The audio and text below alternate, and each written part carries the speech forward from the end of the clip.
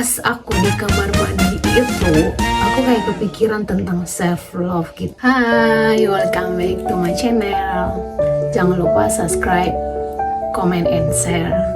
Oke, terima kasih buat kalian udah subscribe dan udah nonton video-videoku sebelumnya. Abaikan rambut aku yang masih basah. Kebetulan memang aku baru siap mandi. Nah, pas aku di kamar mandi itu, aku kayak kepikiran tentang self love gitu.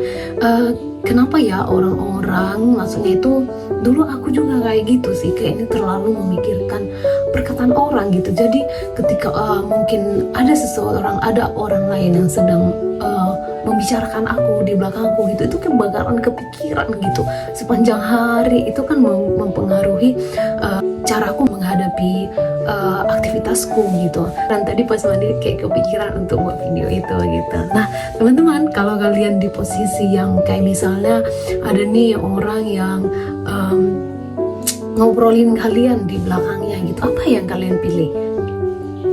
Pernah nggak sih ketemu dengan orang-orang yang gampang sakit hati, moody, atau yang nggak bisa jaga cara bicaranya gitu, yang mungkin dia bercanda tapi orang yang dibercandain itu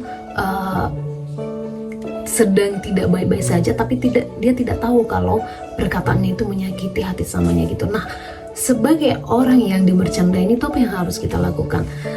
Untuk aku pribadi, aku selalu tanamin di dalam diriku bahwa aku yang bisa melindungi diriku sendiri, melindungi hati, pikiran, dan apa yang ada pada aku ini hanya aku yang bisa melindungi gitu. Jadi ketika ada orang yang gak tahu kalau perkataannya itu menyakiti hati saya udah bisa ngebentengin gitu kalau itu gak bakalan masuk ke hati dan pikiran saya.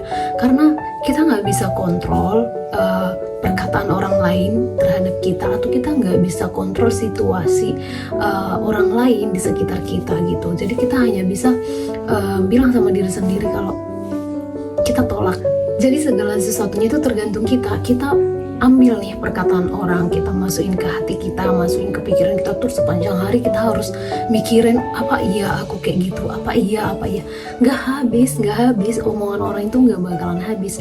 Nah itu bisa kita habisin sampai di luar diri kita gitu. Jadi kita nggak sampai dengar nih perkataan orang, ambil baru kita masukkan ke hati kita gitu.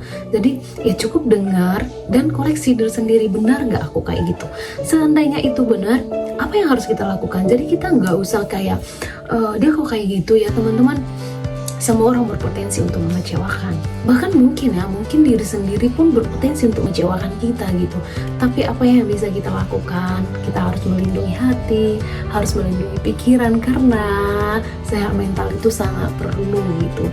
Karena kan namanya juga hidup gitu. Semua hal ada, tergantung kita. Kita pilih hidup tenang atau selalu memasukkan kata-kata orang atau hal-hal yang enggak seharusnya kita pikirkan gitu.